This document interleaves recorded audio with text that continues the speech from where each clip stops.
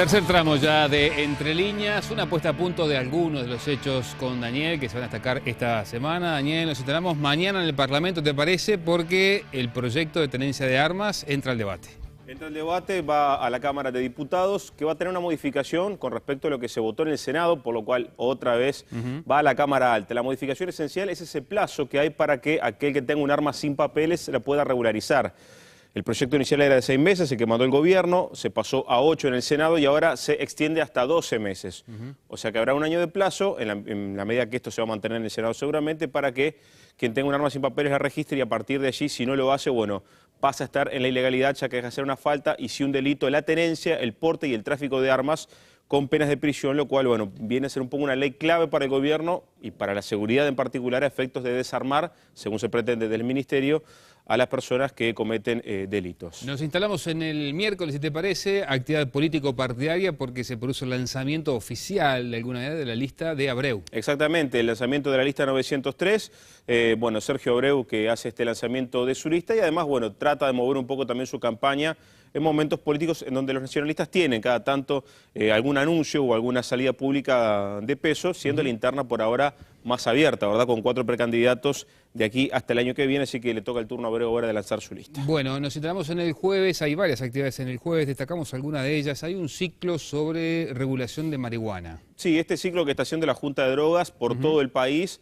recala a Montevideo y es un dato importante porque esto viene a hacerse después de lo que fue la aprobación en diputados de la regulación de la marihuana y además con todo el tema de la polémica internacional que se ha dado con esta postura uruguaya, ¿verdad? Bueno, control y regulación estatal del mercado de marihuana.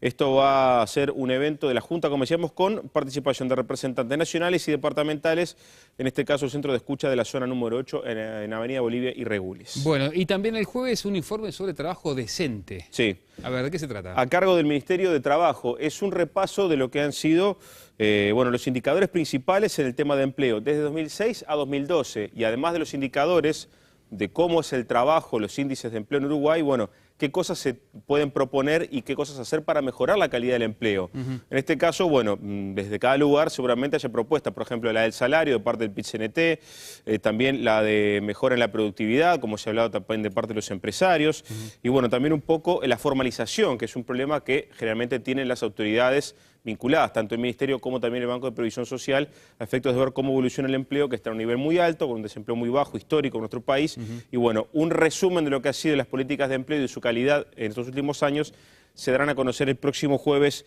en la Torre Ejecutiva. Bueno, y de algo de esto vamos a conversar en un ratito con uno de los coordinadores del PIT-CNT, justamente de la Central Sindical, con Marcelo Abdala. Cerramos con, y tenemos que mencionarlo, el fin de semana, declaratoria de independencia el domingo. Exactamente, bueno, se conmemora, como es habitual, el 25 de agosto, 188 años de la declaratoria de independencia, el acto oficial en la Piedra Alta. Que no se sabe si va a ir el presidente todavía. Todavía no, no hay muchos detalles de agenda formalmente hasta ahora, ¿verdad? Además un día donde, bueno, no tiene que ver con esto específicamente, pero sí que políticamente puede tener también alguna novedad, es por el lado del Frente Amplio con el Día de los Comités de Base.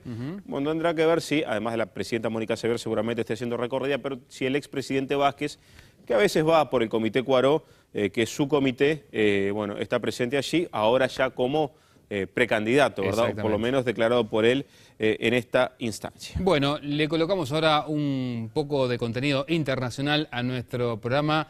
Vamos con Nicolás Núñez. Sí, la información en cuanto a noticias es conocida desde hace semanas, pero en particular desde los últimos días Egipto está sumido en un verdadero caos, enfrentamientos en las calles del Cairo y otras ciudades también que han dejado por lo menos cerca de 1000 víctimas entre civiles y agentes del orden. Y es por eso que recibimos aquí en Entre Líneas a Susana Mangana, profesora de Estudios Árabes e Islámicos de la Facultad de Ciencias Empresariales de la Universidad Católica, además analista política internacional.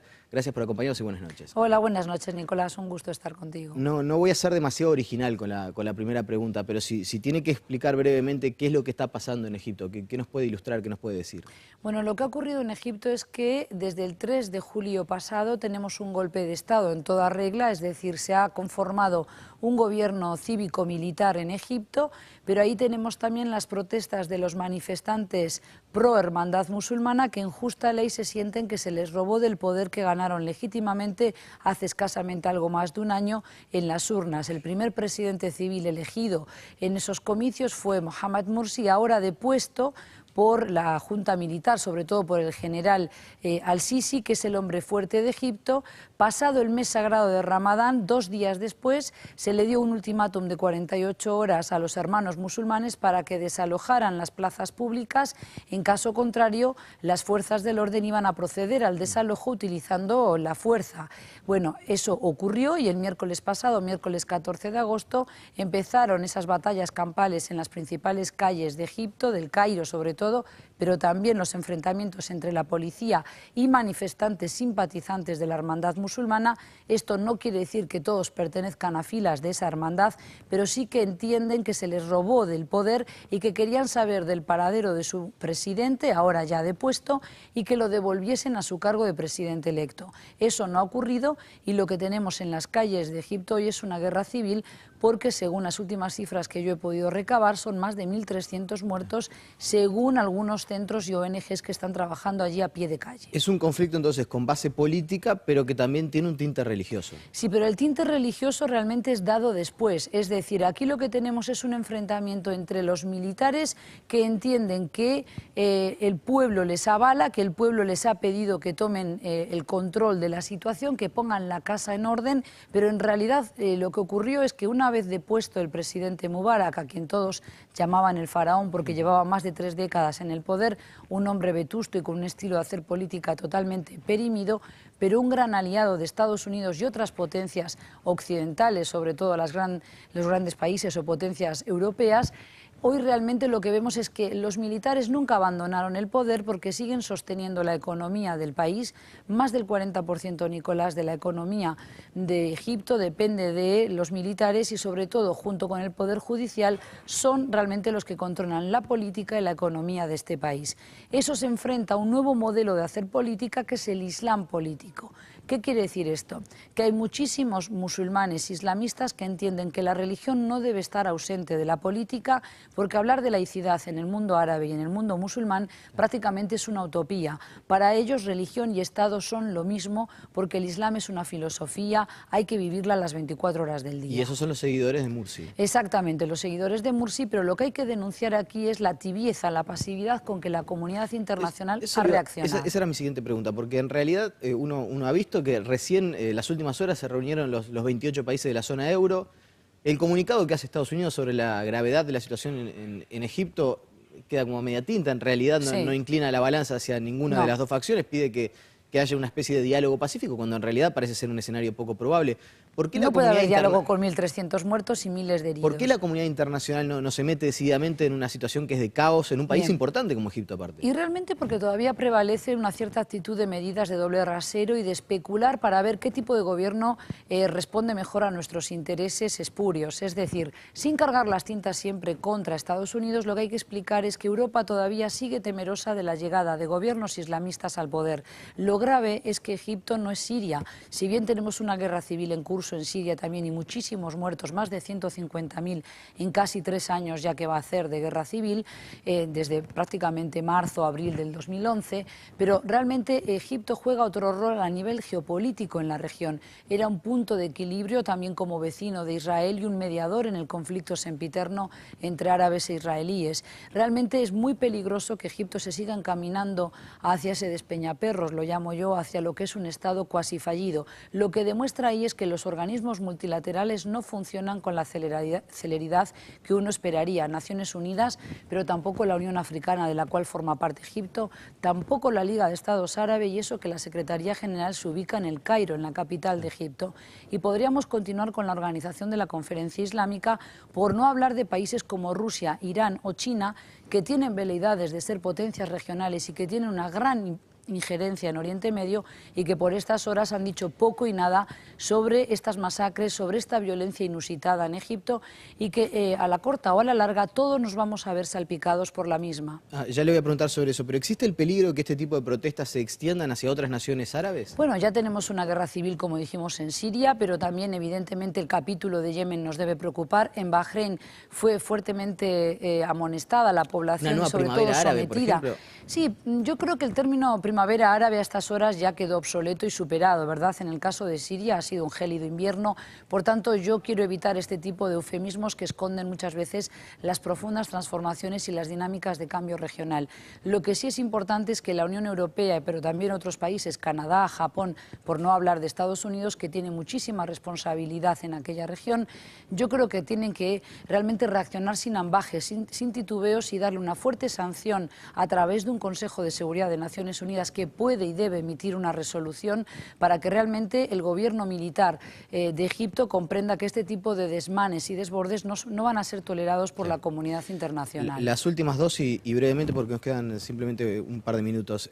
¿Cuál es el escenario más probable que usted ve como salida de este conflicto? ¿Que vuelva Mursi al gobierno? ¿Que siga este estado de enfrentamiento por un tiempo prolongado? Yo diría, Nicolás, que no, porque este gobierno, que ya hemos visto que el hombre fuerte es un general y no el presidente civil que pusieron como presidente del país, Adli Mansur, que es un juez, y que no hemos oído su voz en estos capítulos. Desde el 14 de agosto no sabemos qué opina este señor, por tanto no nos queda otra que pensar que realmente los que dirigen el país son los militares y el general al-Sisi, a quien muchos dicen que tiene una gran sed y ansia de poder, ¿verdad?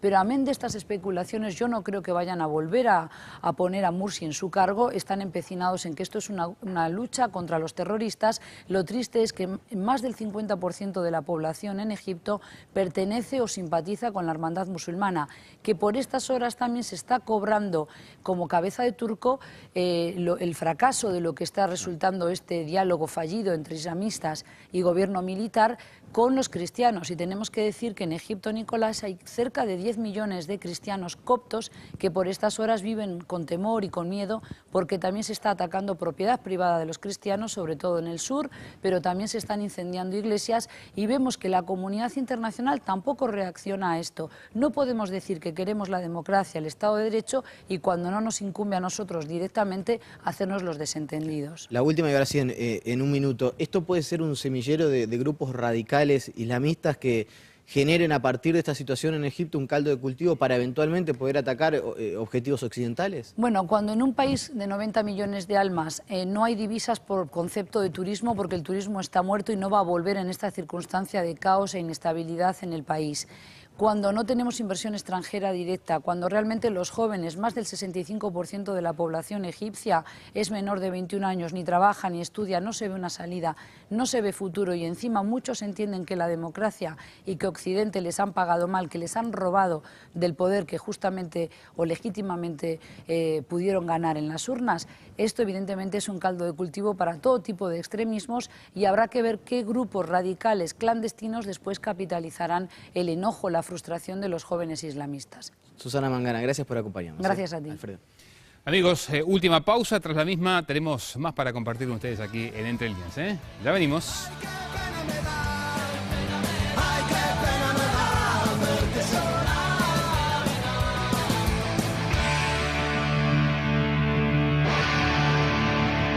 De representantes nacionales y departamentales, en este caso el centro de escucha de la zona número 8 en Avenida Bolivia y Regulis. Bueno, y también el jueves un informe sobre trabajo decente. Sí. A ver, ¿de qué se trata? A cargo del Ministerio de Trabajo. Es un repaso de lo que han sido los indicadores principales en el tema de empleo desde 2006 a 2012 y además de los indicadores de cómo es el trabajo, los índices de empleo en Uruguay, bueno, qué cosas se pueden proponer y qué cosas hacer para mejorar la calidad del empleo. En este caso, bueno, el plazo que hay para que aquel que tenga un arma sin papeles la pueda regularizar. El proyecto inicial era de 6 meses, el que mandó el gobierno, se pasó a 8 en el Senado y ahora se extiende hasta 12 meses.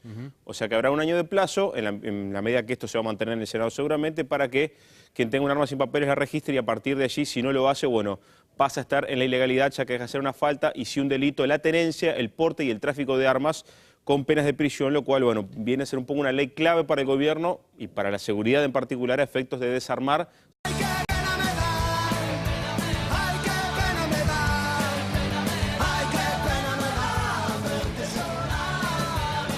Tercer tramo ya de Entre Líneas, una puesta a punto de algunos de los hechos con Daniel que se van a destacar esta semana. Daniel, nos enteramos mañana en el Parlamento, ¿te parece? Porque el proyecto de tenencia de armas entra al debate. Entra el debate, va a la Cámara de Diputados, que va a tener una modificación con respecto a lo que se votó en el Senado, por lo cual otra vez va a la Cámara Alta. La modificación esencial es ese que le toca el turno a Abreu Vera de lanzar su lista. Bueno, nos enteramos en el jueves, hay varias actividades en el jueves, destacamos alguna de ellas. Hay un ciclo sobre regulación de marihuana. Sí, este ciclo que está haciendo la Junta de Drogas por todo el país recala a Montevideo y es un dato importante porque esto viene a hacerse después de lo que fue la aprobación en diputados de la regulación de la marihuana y además con todo el tema de la polémica internacional que se ha dado con esta postura uruguaya, ¿verdad? Bueno, control y regulación estatal del mercado de marihuana. Esto va a ser un evento de la Junta, como decíamos, con participación, según se pretende, del Ministerio a las personas que cometen delitos. Nos instalamos en el miércoles, si te parece, actividad político-partidaria porque se produce el lanzamiento oficial de alguna manera de la lista de Abreu. Exactamente, el lanzamiento de la lista 903. Bueno, Sergio Abreu que hace este lanzamiento de su lista y además, bueno, trata de mover un poco también su campaña en momentos políticos en donde los nacionalistas tienen cada tanto algún anuncio o alguna salida pública de peso, siendo la interna por ahora más abierta, ¿verdad? Con 4 precandidatos de aquí hasta el año que viene.